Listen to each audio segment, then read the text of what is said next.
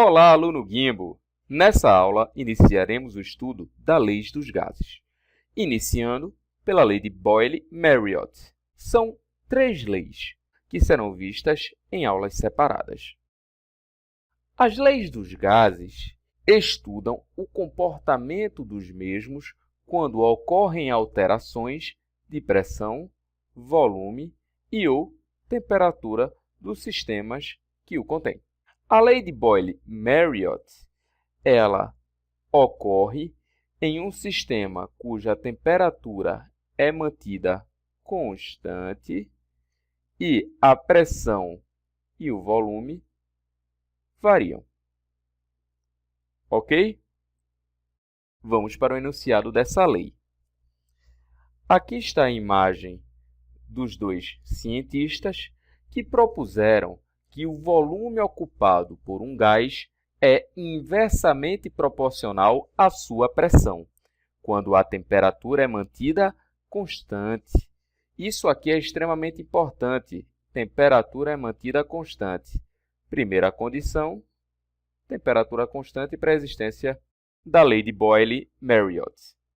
Quando ele fala que o volume ocupado é inversamente proporcional à pressão, está querendo se dizer que pressão inicial vezes o volume inicial é igual à pressão final vezes o volume final. Então, a relação seria P1V1 é igual a P2V2. Por que isso é dito como inversamente proporcional?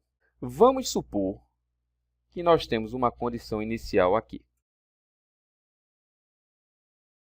Se por um acaso nós aumentarmos a pressão sobre o sistema, para que essa igualdade fique mantida, obrigatoriamente o volume terá que diminuir para compensar o aumento da pressão.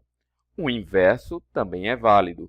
Se nós diminuirmos a pressão, o volume terá que aumentar para que a igualdade fique estabelecida. Beleza? Então, a lei de Boyle, como é conhecida abreviadamente, será P1V1 é igual a P2V2. No dia a dia, onde nós observamos a lei de Boyle, acredito que todos já fizeram essa brincadeira, com a seringa, onde nós pegamos uma seringa sem agulha, colocamos o dedo em sua extremidade e a mão no êmbolo. Nós temos aqui uma pressão inicial, em geral a pressão atmosférica, e temos o volume inicial, que é o volume determinado pelo êmbolo. Quando nós aplicamos uma força sobre esse êmbolo, nós temos um aumento da pressão, porque pressão é numericamente igual a força sobre a área. Se aumentamos a força, aumentamos a pressão. Ao aumentar a pressão, nós sabemos que o volume diminuiu. É visível, nós tínhamos um volume maior no início do que no final.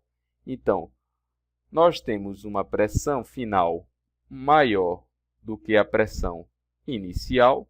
Para compensar essa perturbação, nós teremos o volume final menor do que o volume inicial.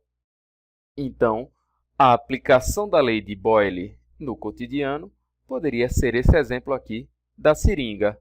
Ok? Se a pressão aumenta, o volume diminui. Isso quando nós estamos falando de temperatura constante. Ok? Então, essa relação é válida para a temperatura constante. A aplicação matemática dessa relação. Vamos para o exemplo. Um gás, inicialmente sob a pressão de 2 atmosferas, ocupa um volume de 600 ml. Qual o volume ocupado pelo gás se a pressão for aumentada para 4 atmosferas sem alteração da temperatura?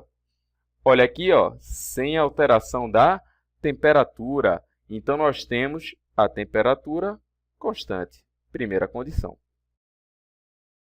Desenhando o gráfico de uma isoterma, como é que funcionaria o sistema? Inicialmente, pressão de 2 atmosferas. Está aqui. E um volume de 600 ml. Como o gráfico está em litros, eu vou colocar 0,6 litros. A pressão foi aumentada para 4 atmosferas. Qual será nosso novo volume, X? Sabendo que isso aqui é uma isoterma. Ok? Vamos aplicar a relação de Boyle-Marriott. P1, V1 é igual a P2, V2. Pressão inicial, 2 atmosferas. Volume inicial, 0,6 litros. Pressão final, 4 atmosferas. Qual será o nosso volume final? O 4 está multiplicando o volume final, que é o que nós queremos encontrar. Então, ele passa para o outro lado, dividindo. Volume final vai ser igual a 2 vezes 0,6 sobre 4.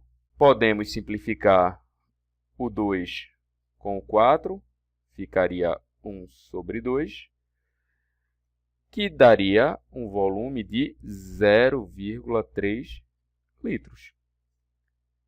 Então, demonstrei a vocês como é bem simples a aplicação da lei de Boyle. Aplicando P1V1 igual a P2V2 com a temperatura constante, nós encontramos o volume final de um sistema que teve sua pressão aumentada.